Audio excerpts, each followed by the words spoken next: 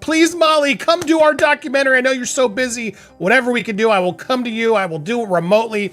She is such an expert in this field. I love her stuff on TikTok and Instagram. She's always spot on and very neutral and fair. And she's calling out Blake Lively in the best of ways. I want to play this and also promote her so you guys can go support her.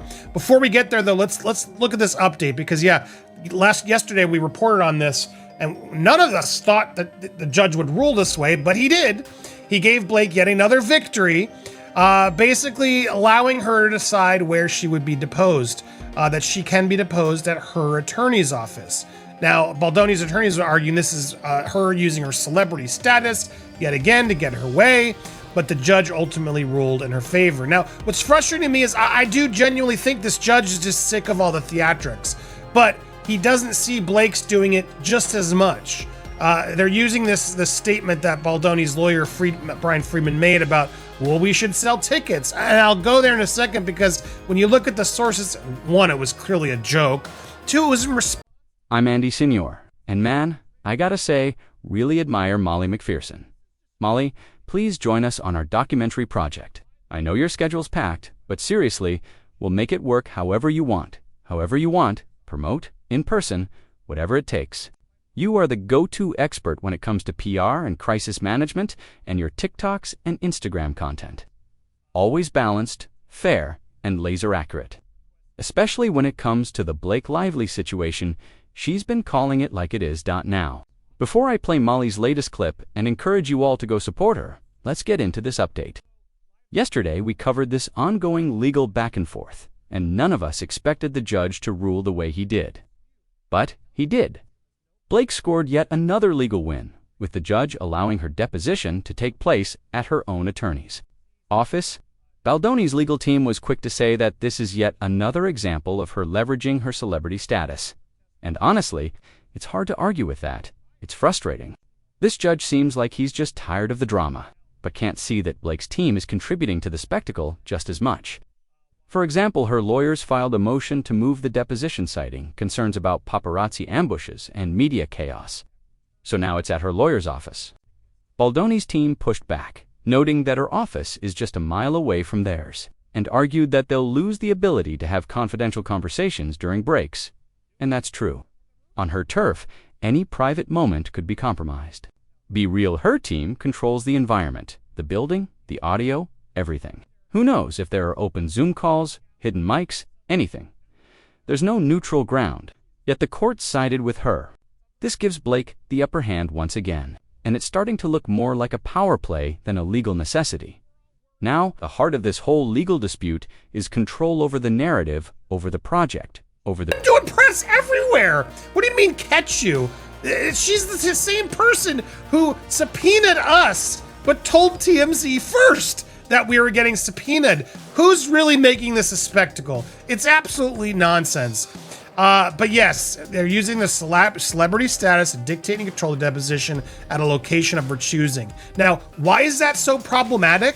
Think about it. You're doing your deposition. This is your legal right to depose her. They get to do it to Justin as well. So now, when you do your deposition, you get to do it in her office. There's no private place in her office that you'll be able to then talk legally in between when you take breaks. I guess you could try to walk out. Even then, I'd be terrified to say anything else because you're on her property. She could have cameras in, recordings on, whatever's going on, a Zoom call open that you don't know about. You risk telling everything. But now, because it's at her office, Blake controls it all. And so now Justin, I assume, already got deposed at Blake's office, and now Blake's also getting— why does she get this special treatment? All because he said, oh, well, you know, this Madison Square Garden thing. Look at this. The Lively's lawyer exclusively told people, making this a public spectacle, yes, the ultimate moment for a plaintiff's story to be told is at trial. We expect that to be the case here. So we would, of course, expect her to be a witness at her trial. Of course, she's going to testify. And then goes on to specify, yeah, we will be deposed. They'll end discovery. They'll have the opportunity to ask questions. Likewise, we'll have the opportunity to take depositions of the defendant. And they are, you know, whatever. That was the gist. So he responded. And again, they pulled a quote Since she's open to testifying, let's make it count. Hold the deposition in Madison Square Garden, sell tickets or stream it, and donate every dollar to organizations helping victims of DA. I mean, one, I think he's clearly knows that's not going to happen, but at this people involved. And this quote from Baldoni's lawyer, Brian Friedman, which everyone keeps twisting, is being weaponized unfairly. He jokingly said they should sell tickets to the deposition and stream it at Madison Square Garden. Obviously, it was sarcasm to Blake's lawyers, who said she's ready to tell her story, but now they're pretending he wanted to profit off the moment. That's ridiculous. If anything, it was a suggestion to raise money for survivors, something Blake claims to support. So, if she has nothing to hide, why not? This case involves serious allegations of sexual harassment and retaliation. These deserve to be treated with transparency and integrity. Yet Blake continues walking red carpets, giving acceptance speeches, and suddenly bringing her mother into the public story as a survivor story that many are now questioning. Some say it doesn't add up. Let's not forget, this is the same person who subpoenaed us but made sure TMZ heard about it first, who's really turning this into a spectacle. This isn't about fairness, it's about control. And now, Justin has to deal with the same power imbalance. He got deposed at Blake's office. 2. Why does she get special treatment?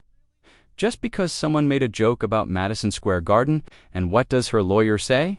That the ultimate moment for a plaintiff's story is at trial. Sure, but right now, the deposition matters too. And now it's happening on her terms. Her turf. And her control. Brian Friedman clarified, he wasn't being serious about holding it at MSG, but even if he were, it wasn't for clout. It was about raising awareness and money for survivors. Instead, they twist it to look like he's exploiting the situation. No, what's happening is that Blake's team is exploiting their power. Now let's talk about the subpoenas. Blake is going after other creators with these sweeping legal demands. And thankfully, Molly McPherson is calling it out for what it is: a massive PR blunder. She breaks it down into 3. We're in July. Skeletal newsrooms. People are not writing big flaming stories right now, big hit pieces. These stories aren't happening. Those stories are coming in September. Things are kind of dying down, but not on social media. Everybody's going to be talking about things on social media, including content creators who really don't take vacations. It took 2 weeks off, but I'm back now, and I'm telling you that this is a bad mistake. 2. It shifts the optics, but in the wrong way. This is backfiring publicly for her. Anytime you want to strategically muzzle someone, hurt someone, ostracize, exclude, any type of behavior that hurts someone else and it's public and your name is behind it is only going to hurt the brand. There is no good that comes from it. And 3, it undermines trust with key stakeholders. Reputation management is all about trust. Crisis, the state of crisis, is when you've lost trust. You will continue to lose trust with any stakeholder you have left if you keep acting like a bully. I think the counsel she's getting is so wrong because the people who surround her are the wrong people.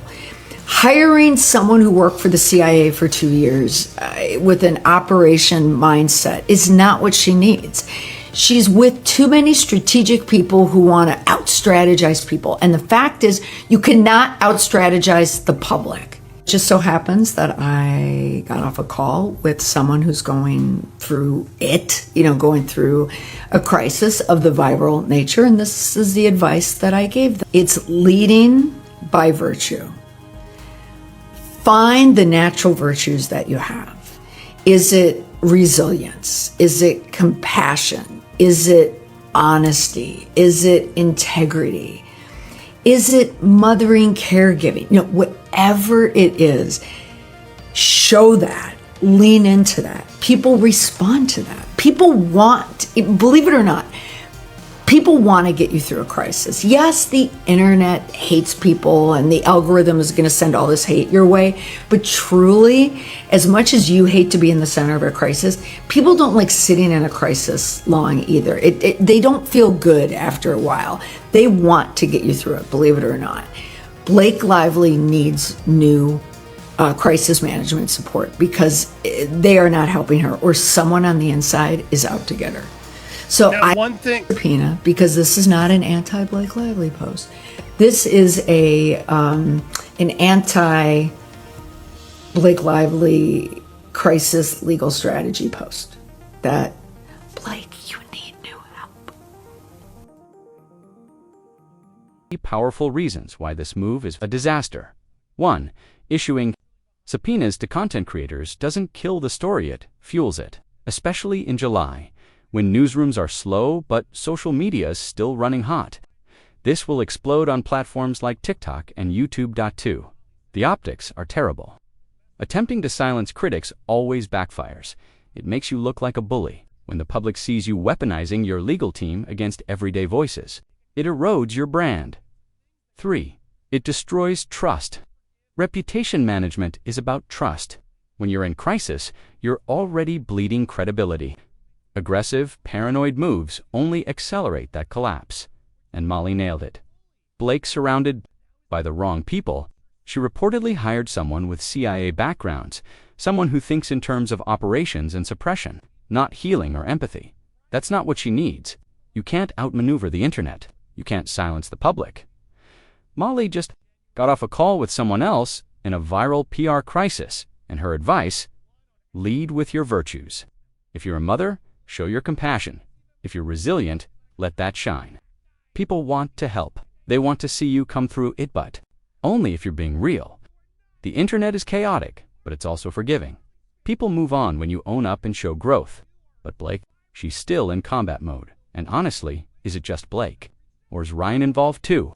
Because from where I'm sitting, it feels like he's just as deep in this. We've heard stories from Deadpool, directors pushed out, castmates uncomfortable.